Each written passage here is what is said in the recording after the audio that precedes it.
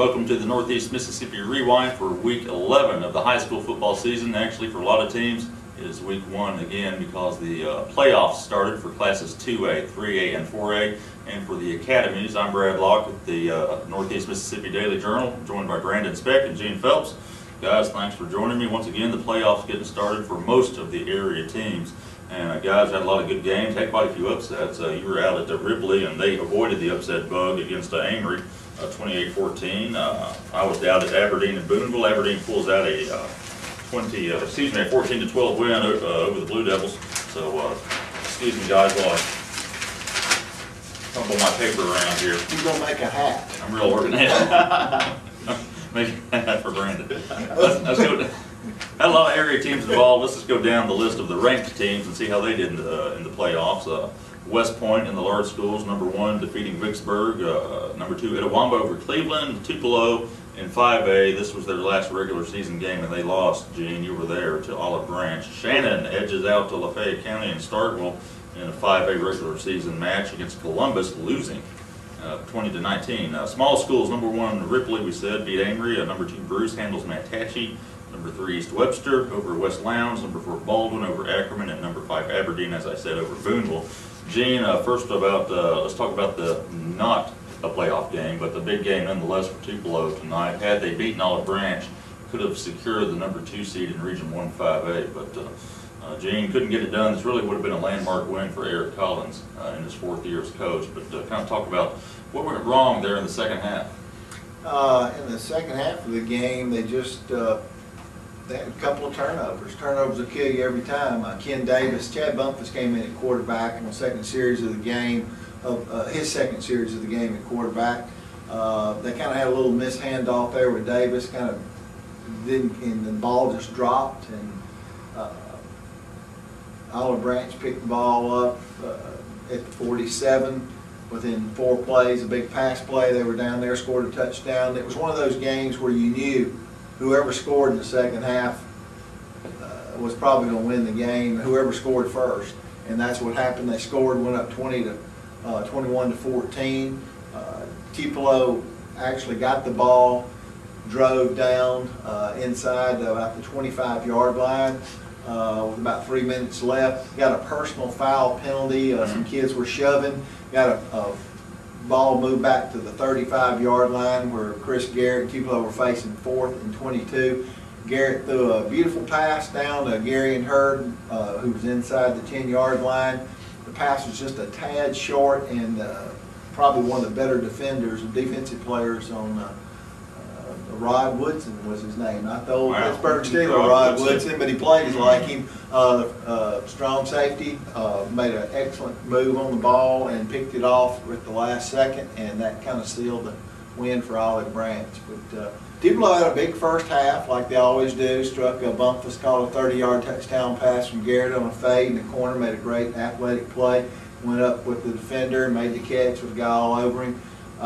He also came in at quarterback. First play, took a snap shotgun, went 58 yards for a touchdown. But Tupelo couldn't get it done. Now they've got to go on the road and play Clinton. That's somebody they play every year in the playoffs. Seems like it, and have opened the regular season with them a few times. And Clinton pretty much has their number, don't they? And they do. And this Clinton team, even though they lost some good players last year, I was looking at their schedule tonight, and they've got some impressive wins, and they can score. So it's going to be probably a high-scoring game.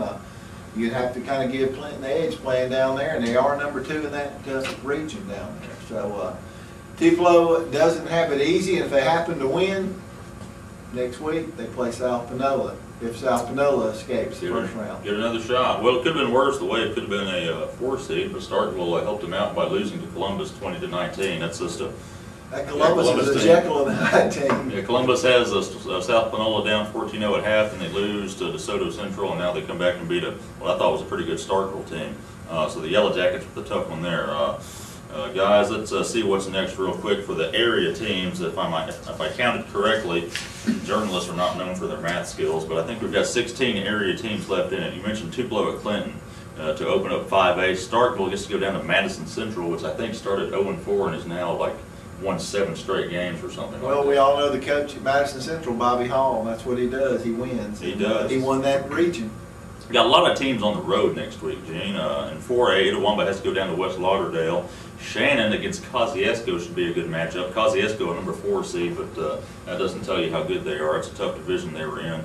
Oxford will travel to West Point. Seems like they meet up in the playoffs That every West year. Lauderdale club's usually good every year. I saw them beat Oxford a few years ago, put them out of the They're playoffs. very good. That's the same division they're in. I think they're in there with West Point and Knoxville, and it's a lot of good teams there. In 3A, Ripley has to go to Lexington McLean. Byhalia at Aberdeen, so Aberdeen is at home, and Corinth at home against Velma Jackson. 2A, Baldwin has to travel all the way over to Riverside, and Bruce gets to visit South Delta.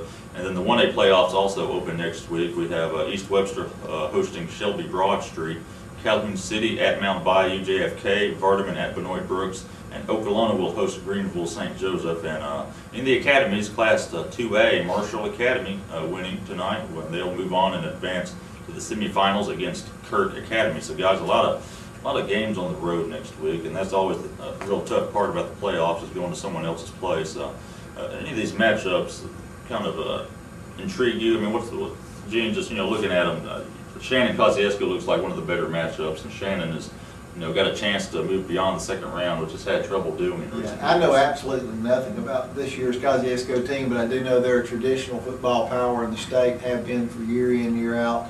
And playing in Kosciuszko, I mean, it's going to be. That's an interesting matchup. I haven't been able to see Aberdeen play, and I've enjoyed reading Brandon's coverage of them this year. And I think they've just had a marvelous season, and who knows? And they're getting to play at home. At home against Byhalia. Byhalia, the Region 3 champ. Aberdeen, the number 3 seed, going on the road tonight, won 14-12 over Boonville. Their defense showed up big time. This is a team that averages 34 points a game coming in. Only had 14-9, but the defense made 2 big stops in the red zone. Brandon, you've seen this team a lot more than I have, and you're kind of surprised by the outcome, at least the way it happened with the defense. I am, but the defense, it's an extremely good football team, very much improved. I think you said it's the first playoff win in, 4 seasons? 4 years, first playoff win, yes. They're fast, they throw the ball a lot, and they can score. You pretty much have to outscore them to beat them usually tonight. Obviously a different situation, but these guys are still sneaking up on people despite them having such a great season. So had they not been in Region 2-3A, they may be a top seed in some other region if it's 1-3 or a different spot. And Region 2, what they're in, a lot of people say that's the toughest in the state. Region 1, some people have called weak, and you could make a case for that tonight. Ripley, the number 1 seed out of 1-3A, had to take on Amory out of 2-3A, the number 4. Amory comes in at 3-7. Ripley is 10-0, and Ripley struggled. Brandon, you were out there. I mean, tell us what you saw. That was a bit surprising. 28-14, the final. Ripley. Well, Ripley's 2 backs, Jacquees Cook and Michael Poole, I think they combined for over 400 yards on the ground. But it'll be interesting to see when Ripley plays someone that can stop the run, if they can actually win. Because they're pretty one-dimensional, although it'd be a very good one to mention. Yeah. Amory just couldn't stop them. They lined up in a power eye a few times beside that wing tee they usually do, and ran straight through them. And Amory's defense, he did have a touchdown call back, but also in Ripley's defense, like I say, they had over 400 yards rushing, so that'll win you a football game. But we'll see what happens next week at Lexington McLean for Ripley, which I'm not even sure where it is, guys, but we'll see what happens then. How do you see that Oxford at West Point matchup? West Point's beat them last year at Oxford, and the year before that, West Point won at home against Oxford in the playoffs. So West Point has their number, but Oxford has won now 7 in a row. So they're playing as good as anybody. Defeated New Albany easily tonight. West Point had a little more trouble with Vicksburg than I thought they would. At least that's what it appeared by the final score of 24-14. But it's going to be at West Point, so the Wave will be up for that one. That'll be a great 4A football game. The 4A playoffs is going to be packed with good matchups. Going back quickly to the Class 3A, Region 1 did represent well with Corinth going down to Winona, the number 2 seed out of Region 2, and pulling out a win on a field goal late in the game. And that kind of came to Winona. They've been doing it to people all year. So. Winona's had a charged season. Winona had, I think, a 1-point win over, was it Aberdeen? And then they 1 point over Amory. Or Amory, and then they beat Nettleton on a Hail Mary. Right.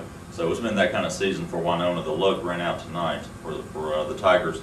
Then you can find all the information about the scores, the games that we covered, and next week's matchups at djournal.com, or check the newspaper Saturday morning. Thanks for joining us.